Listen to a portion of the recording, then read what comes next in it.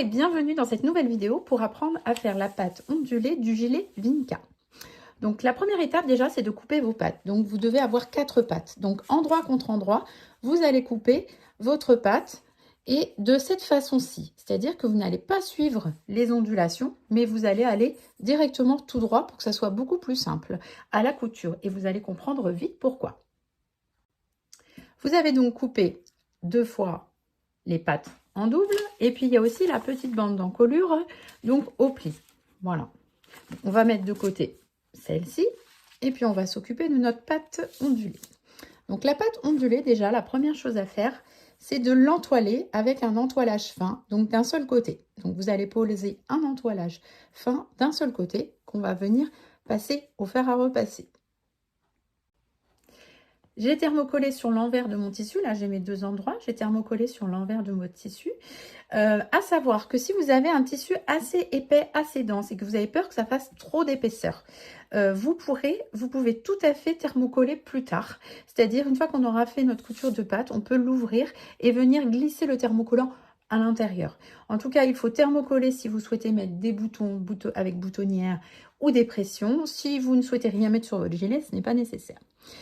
Du coup, là, j'ai thermocollé en blanc, avec un thermocollant blanc qui ne se verra pas. Mais par contre, ça va me permettre très facilement d'écrire dessus et vous allez comprendre pourquoi.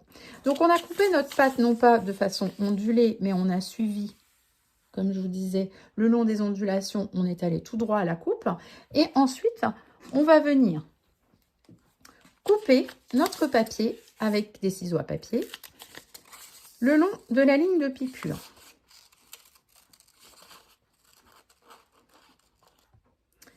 Une fois que vous avez donc découpé sur la ligne de piqûre, vous placez bien le haut sur le haut et en bas, vous avez aussi cette ligne de piqûre qui apparaît.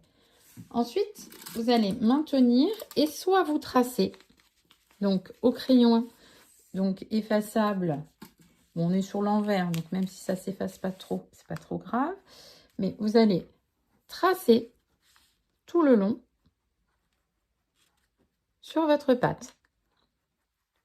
Donc, si par contre, vous n'arrivez pas bien à marquer selon la couleur de votre tissu, donc là, vous pouvez prendre une craie, un stylo effaçable, vous pouvez très bien venir directement piquer avec votre machine en suivant le bord du papier. Ça fonctionne très bien aussi.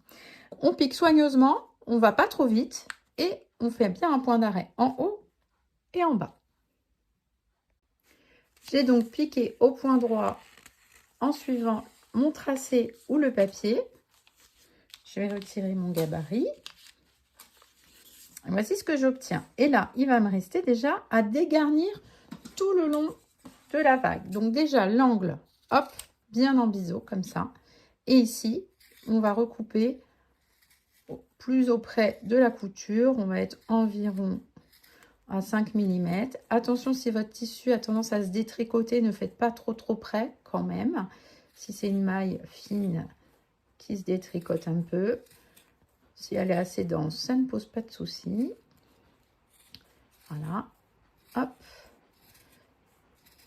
Le haut de la pâte n'est pas fermé. Ici, il est bien libre et c'est normal. Hop. Et ensuite, moi, je donne des tout petits crans comme ceci dans les arrondis, légèrement. Faites vraiment en fonction aussi de votre tissu, de la souplesse de votre tissu. Hop.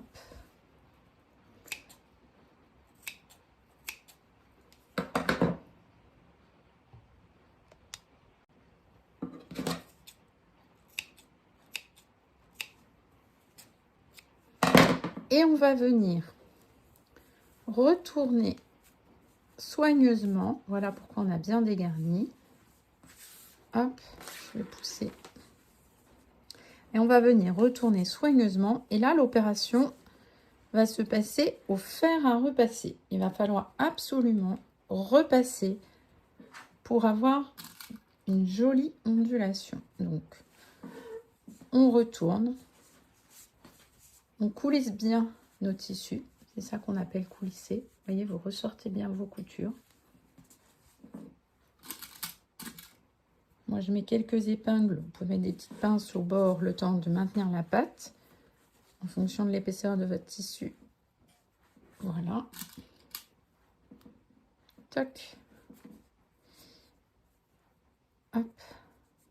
N'hésitez pas à aller repasser aussi la couture ouverte ici sur le haut.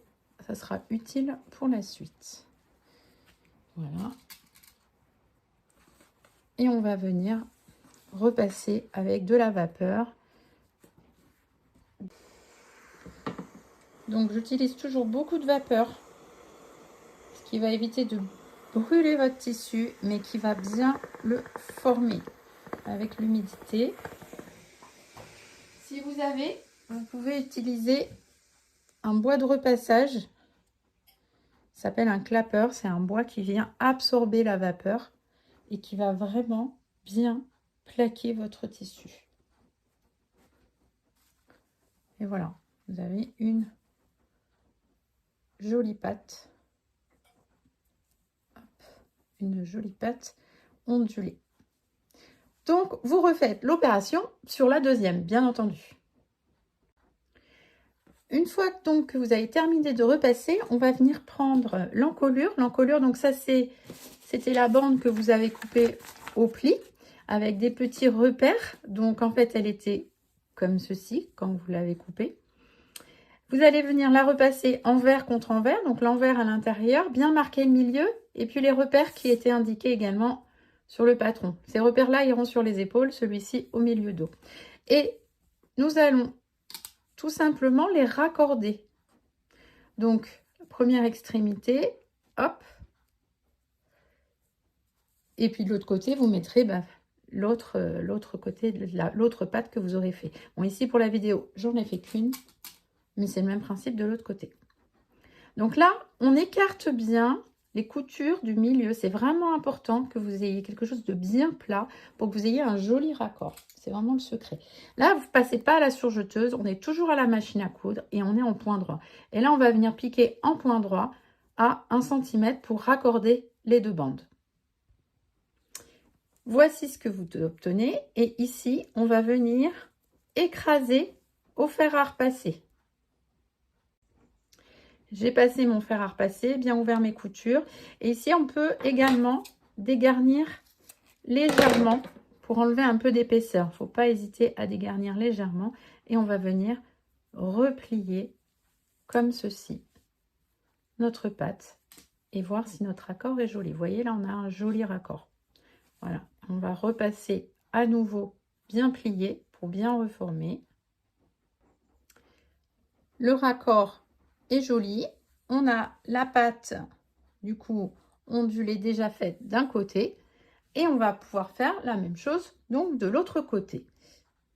Alors, une fois que on a terminé les deux côtés, donc là, je vais vous montrer uniquement de ce côté-ci. Si vous souhaitez poser des boutons et des boutonnières, il va falloir réaliser les boutonnières. Et là, je vous conseille grandement de le faire dès maintenant. Parce que si on le fait à déjà accroché au gilet, c'est-à-dire qu'on pourrait venir poser notre bande sur le gilet, on risque d'être gêné avec cette couture ici qui est un petit peu épaisse selon l'épaisseur de votre pull. Donc moi je vous conseille de venir réaliser les boutonnières dès à présent, comme ça s'il y a un loupé quelque chose, vous pourrez toujours recommencer votre petit morceau ici de pâte de boutonnage et vous n'aurez rien à redécoudre du coup. Alors pour les boutonnières, ça va dépendre de votre machine à coudre. Je vous conseille que si vous débutez, que vous n'en avez jamais fait, vraiment faites des essais. Il faudrait quand même que votre machine à coudre propose des boutonnières automatiques, c'est-à-dire qu'elle les fasse automatiquement en 4 temps. C'est quand même plus facile. Déjà, vérifiez que vous ayez bien entoilé. Si vous ne l'avez pas fait, il est encore temps de glisser un morceau d'entoilage à l'emplacement des boutonnières. Ensuite, repérez l'emplacement des boutonnières.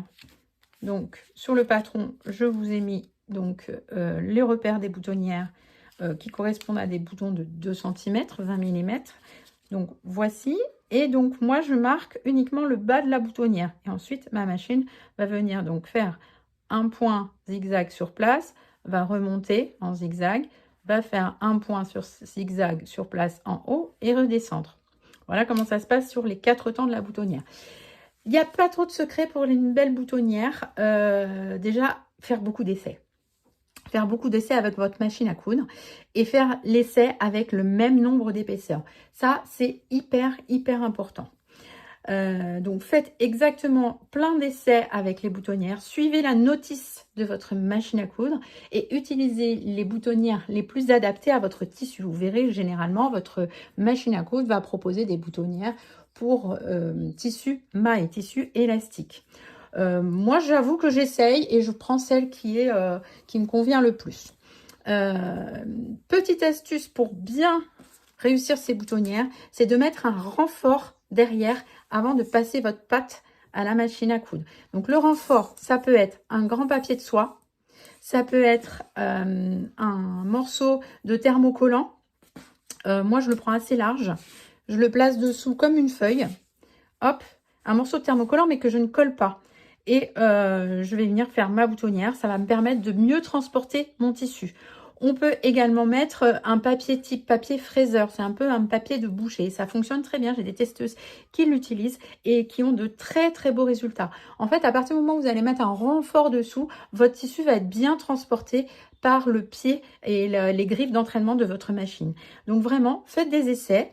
Et une fois qu'elles seront donc effectuées, ouvrez-les soigneusement. Je vous invite même à utiliser des petites colles qui existent, qui s'appellent colles anti-effilochage, donc qui vont permettre d'éviter l'effilochage au bord du tissu, surtout quand il s'agit des tissus mailles. Voilà, en tout cas, ça peut très bien se passer, comme parfois on a un petit peu des déconvenues quand c'est les premières, mais je suis sûre que vous allez réussir vos boutonnières avec un petit peu d'entraînement. J'en profite pour vous partager cette vidéo qu'une de mes testeuses m'a envoyée pendant le test. Donc elle utilise ici un papier fraiseur, c'est un papier de conservation type papier bouché. Et vous voyez, elle retire le papier une fois la boutonnière effectuée en l'arrachant délicatement. Ça se passe très bien. Le tissu est bien transporté et ça aide grandement à réussir ces boutonnières. Merci Florence, qui est une de mes fidèles testeuses que vous pouvez retrouver sous le compte Instagram et Facebook Mali n'arrête pas de coudre.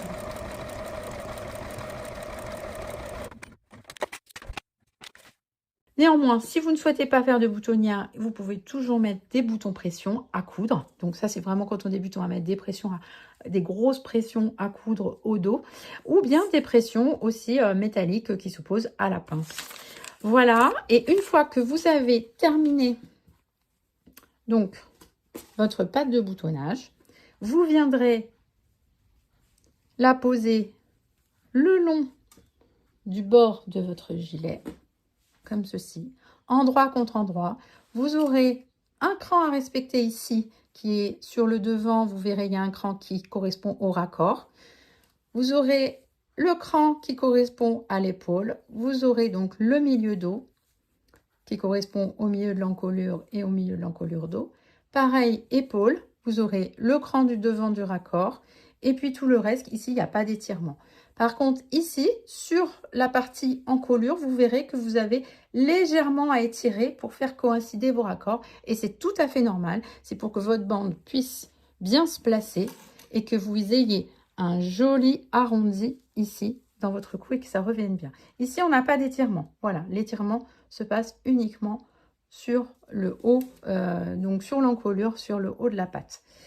Ensuite, il ne vous restera plus qu'à coudre vos boutons en vis-à-vis. Voilà, en tout cas, je reste à votre disposition si vous avez des questions. N'hésitez pas à partager vos réalisations et on se retrouve très vite sur les réseaux et sur www.moijecouds.com. À très bientôt.